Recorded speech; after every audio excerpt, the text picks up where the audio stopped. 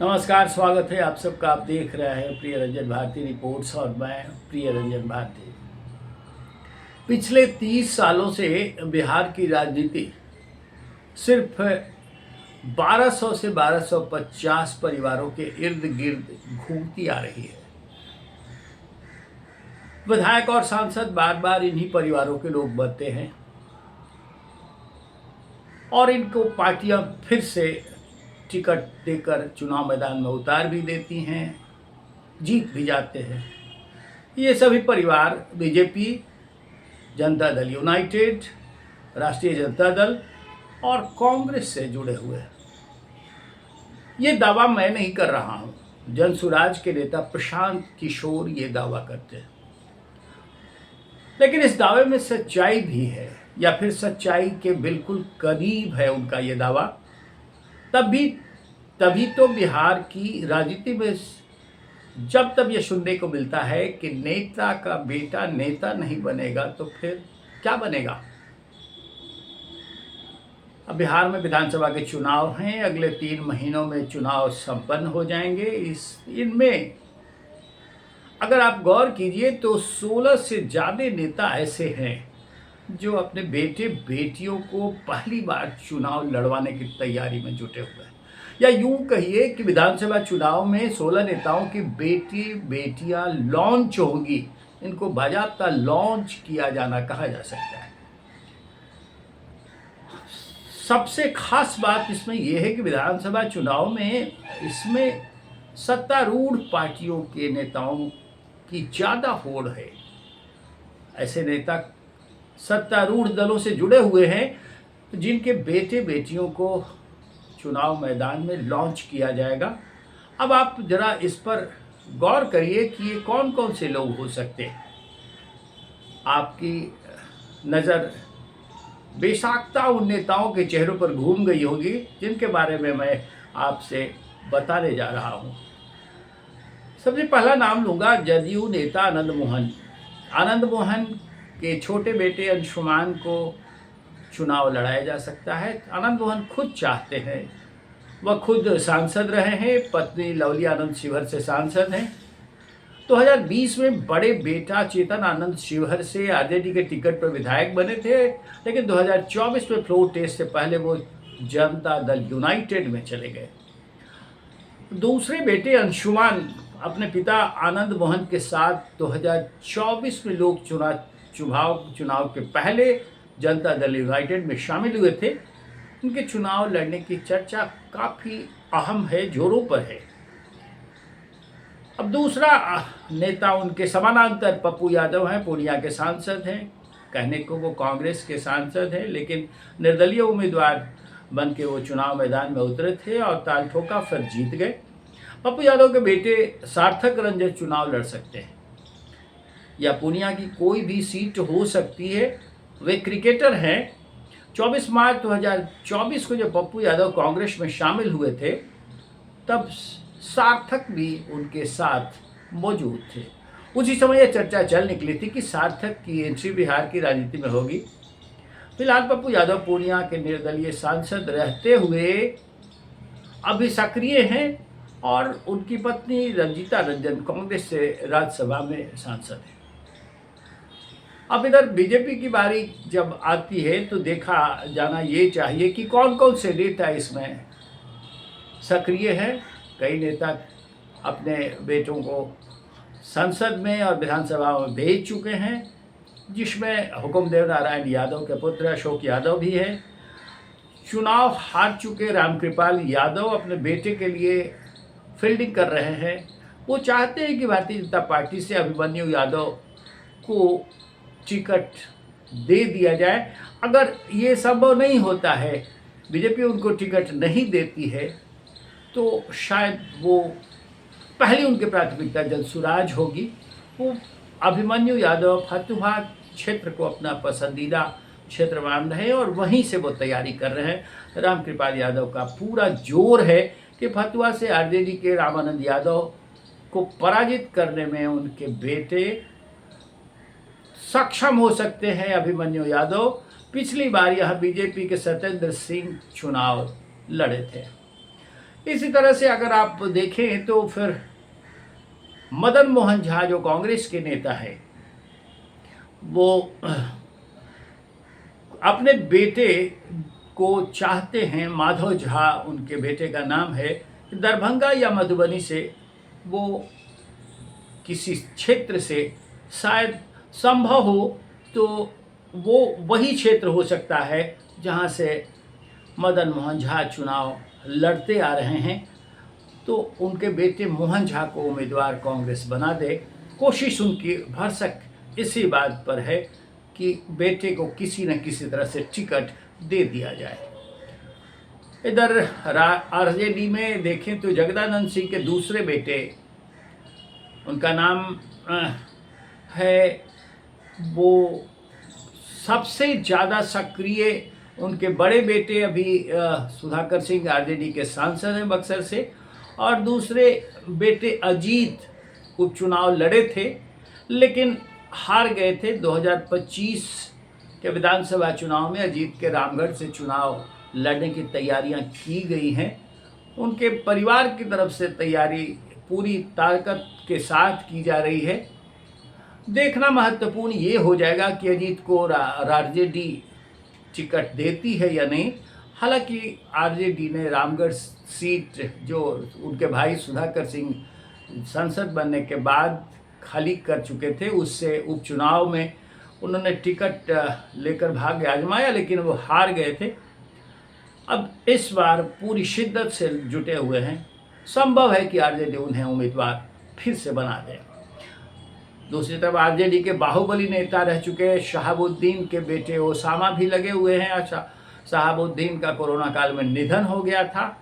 वो सालों तक आरजेडी का मुस्लिम चेहरा रहे। उनकी पत्नी हिना शहाब 3 बार लोकसभा का चुनाव लड़ चुकी हैं लेकिन हार गई। पिछले लोकसभा चुनाव में निर्दलीय लड़ी और इस वजह से आरजेडी तीसरे नंबर पर चली गई थी। हिना शहाब दूसरे नंबर पर रही थी। लोकसभा चुनाव के बाद शहाबुद्दीन के बेटे और पत्नी दोनों आरजेडी में बाजाबता शामिल हो गए थे। इस बार ओसामा रघुनाथपुर से विधानसभा का चुनाव लड़ने की तैयारी कर रहे हैं। हाल में रघुनाथपुर के आरजेडी विधायक ने ओसामा को पगड़ी बांधकर टिकट की संभावनाओं को पूरी तरह से बल दे दिया था। और रघुनाथपुर वहां भारतीय जनता पार्टी में शामिल हो चुके विक्रम कुमार भी चुनाव जीतते रहे हैं और वो भी पूरी शिद्दत से ताल ठोके हुए हैं। इस बार मुकाबला बड़ा सघन हो सकता है। यदि ओसामा को टिकट दिया गया तो फिर विक्रम कुंवर दावेदारी नहीं छोड़ेंगे और अगर ऐसा संभव होता है तो आमने सामने की लड़ाई बड़ी दिलचस्प हो जाएगी।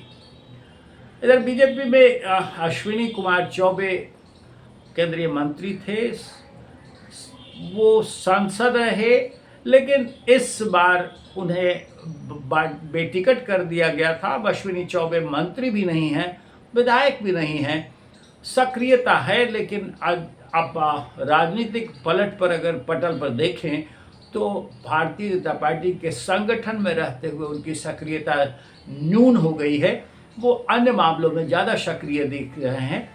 वो इस बार भरसक उनकी कोशिश है कि उनके पुत्र अर्जित शाश्वत को इस बार भागलपुर में आजमा दिया जाए, उनको टिकट भारतीय जनता पार्टी दे दे। इसकी भरसक कोशिश में है कि उनका कार्य क्षेत्र जहां वो भागलपुर से हमेशा एक्टिव रहे हैं, अर्जित भी भागलपुर से एक्टिव हैं, तो वहां से उनकी दावेदारी बनती है और टिकट वहीं से चाहते हैं। टिकटार्थी तो हैं लेकिन ये निर्भर करेगा कि भारतीय जनता पार्टी की पार्लियामेंट्री कमेटी तय करती है, वो इसका निर्णय करती है उन्हें टिकट देती है या नहीं। अब दूसरी तरफ देखिए तो जनता दल यूनाइटेड के लंबे समय तक अध्यक्ष रह चुके वशिष्ठ नारायण सिंह भी चाहते हैं कि उनके बेटे सोनू सिंह राजनीति में जो एक्टिव हैं लंबे समय से, इस बार शाहाबाद की किसी सीट से उनको चुनाव लड़ा दिया जाए। वहीं इधर कोबरार से बीजेपी के विधायक अरुण सिन्हा भी अपने बेटे आशीष सिन्हा के लिए टिकट की दावेदारी कर रहे हैं। आशीष छात्र राजनीति में एक्टिव रहे हैं, खास तौर पर पटना यूनिवर्सिटी की राजनीति में। वो पटना यूनिवर्सिटी छात्र संघ के अध्यक्ष भी रह चुके हैं।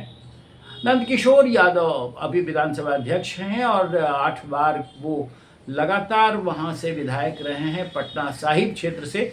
इस बार उनकी कोशिश है कि उनके बेटे नितिन कुमार और टिंकू को राजनीति में जगह मिल जाए और वही उनको भारतीय जनता पार्टी का टिकट मिल जाए तो बेहतर है। वो व्यवसायी मंच के संयोजक भी हैं। नितिन कुमार बिजनेस के साथ राजनीति में भी सक्रिय रहे हैं। चर्चा है कि नंदकिशोर यादव इस बार खुद चुनाव नहीं लड़कर बेटे को लड़वाएंगे। देखना खास होगा कि उनकी बात किस तरह से पार्टी का केंद्रीय नेतृत्व मानता है और वो सहमत होकर उनकी जगह उनके बेटे नितिन को चुनाव में आजमाने के लिए उतार देता है।